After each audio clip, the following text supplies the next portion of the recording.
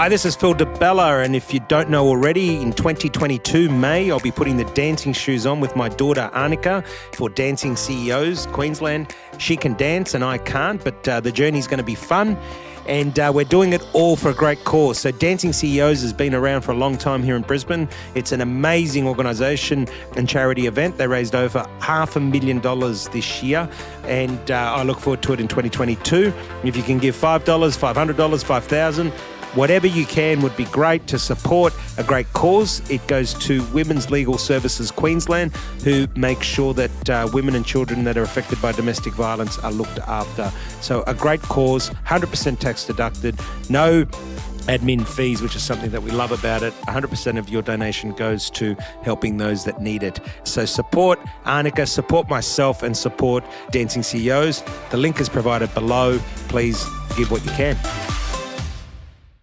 Today we have a special rerun of one of my favourite episodes. I hope you enjoyed as much as I did, and it was also one of the most downloaded episodes of the year.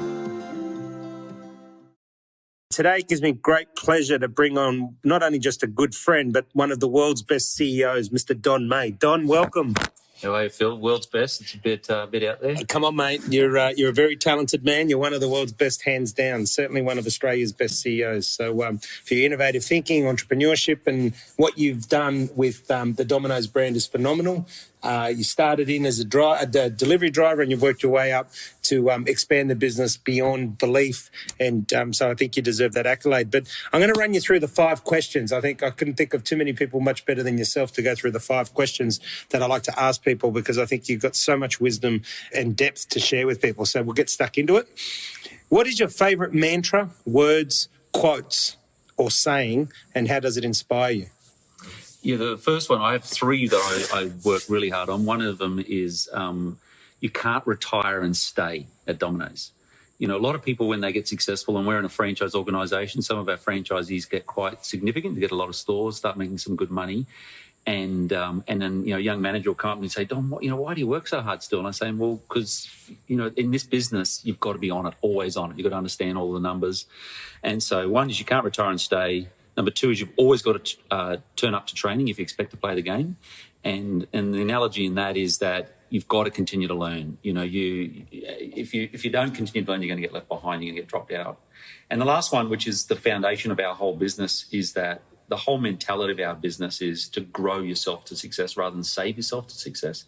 So, you know, in business, you've got 2 choices, and people get it confused. People think, well, if you're always growing, does that mean you can be extravagant and waste money? No, you know, you've got to be efficient.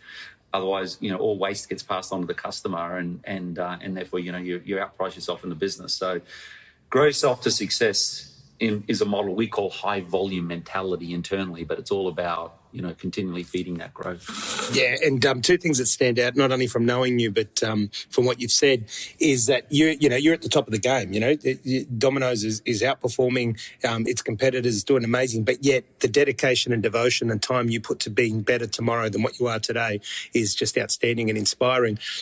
And you're, sell yourself to success, not save yourself to success. I've used that myself after hearing it from you years ago. It's so true, because so many organisations, and I experienced it firsthand with the company that obviously bought my company, is that they want to save themselves to success, and you just keep spiralling down because there's only a certain amount of areas that you can save. So some really good nuggets there for listeners. Second question, if you could solve one problem in the world, what would it be, and how would you go about it? Yeah, these are 2 interlinked. I always think if you can give every kid on the planet an education, and you can give them health, in other words, that we have, you know, pretty well free medical across the globe, you give those 2 things to everybody on the planet, then there's nothing holding anybody back.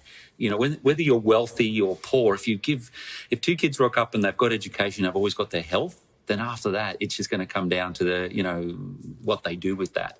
The disadvantage is when you don't have one of those 2 things, and they can really hold you back. So, yeah, I thought a lot about, you know, the environment and so on. And I think they're all important, but those 2 things still, to me, are 2 of the most powerful things that give every kid a chance if you can give both those. And we do our little share of that. We always continue to invest in education, and we also, as a business, sponsor a lot of kids into school and university, and we employ 84,000 people, most of them young and growing at a significant rate. So education's a huge part of that. But health's the other one. There's a lot of people on the planet that aren't as fortunate as Australians, that where you don't really have that health, so you fall on hard times, and even wealthiest nation in the world, the USA, sometimes people don't get MRIs because they think it costs $2,500. Yeah, Australia's significantly less than that. Got a little bit of ailment, get an MRI. Yeah, it's true, very true, and two good points, right? And never had the answers like that before, which is great. And it is true, right? When you think about education and health, which is what we all need, right? To be better educated and to be in good health. Question 3: what is your biggest fear, and how do you deal with it? Yeah, my biggest fear. I'm a public company CEO, and I'd lie to you if you're always looking into the future, always investing in the future, because my fear is that running out of growth and for the business. And so having to reinvent yourself to keep up with that. I have lots of phobias. I have shark phobia. I hate snakes, and a fear also around your health. To remain at the top of your game, you've got to be really healthy. Your brain's got to be really healthy. So, but the health really feeds into being on top of your game, because this is, especially in a global world, when we're in Germany and Japan and France and here in Australia, a very competitive place, and that fear of failure. Because we weren't staying ahead of the game. So sleepless nights for me is when I see something pop up in the business that I think could take us out. In our own business. Often it's our own mistakes.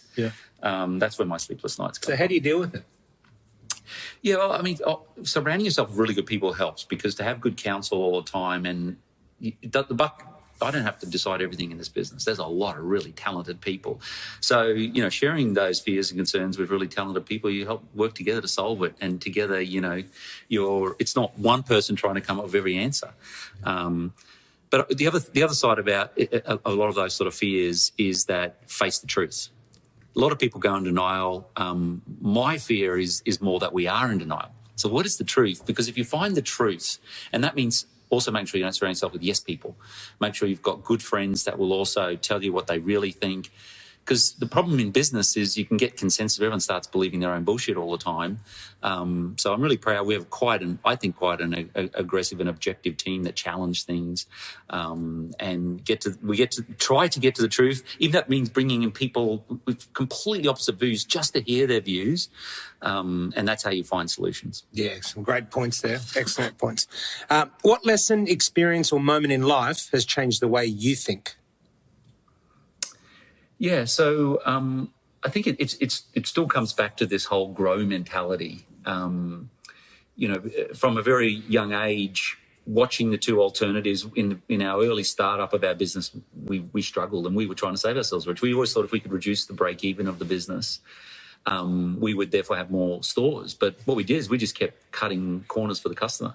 Cheaper built stores, less equipment that couldn't do volume, cheaper ingredients, cheaper product. We were failing. And every time we brought the break even down, we kept going below that.